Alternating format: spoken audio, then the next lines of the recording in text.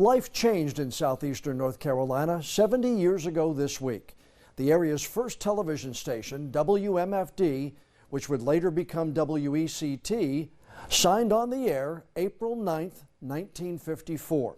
All this week, we're going to celebrate WECT's 70th anniversary by looking back at each decade of the station's history and how we've become your trusted source for news and entertainment. When WMFD-TV went on the air April 9, 1954, it became just the 7th television station in North Carolina at the time, broadcasting 5 hours of programming a day. The first hour or so of every day was this picture, the test pattern. People would use it to adjust their antennas and try to get the best reception. As for what was on TV back then, there wasn't much. The station aired several network shows on delay, since they could not be received live. The station also aired several local shows from the studio along Princess Street downtown, including one called Song Shop. The host would play music records and even show film clips of some of the performers.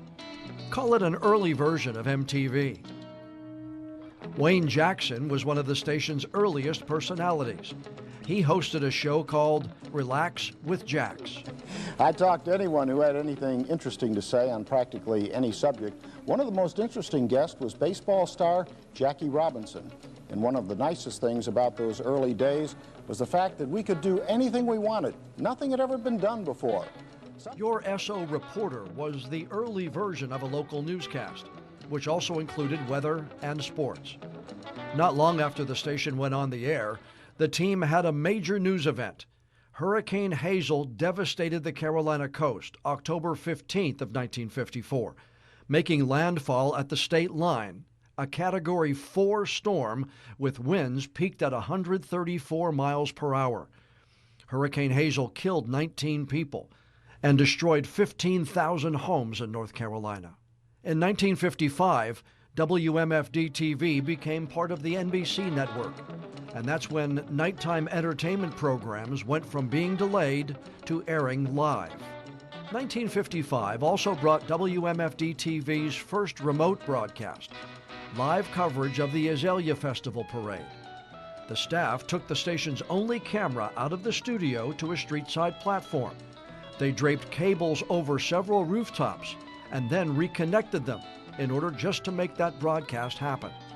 Atlantic Telecasting Corporation bought WMFD-TV in 1957.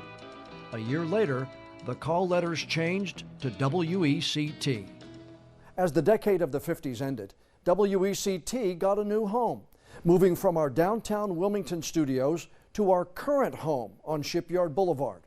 A lot happened in that first decade, and WECT's history, though, had only just begun.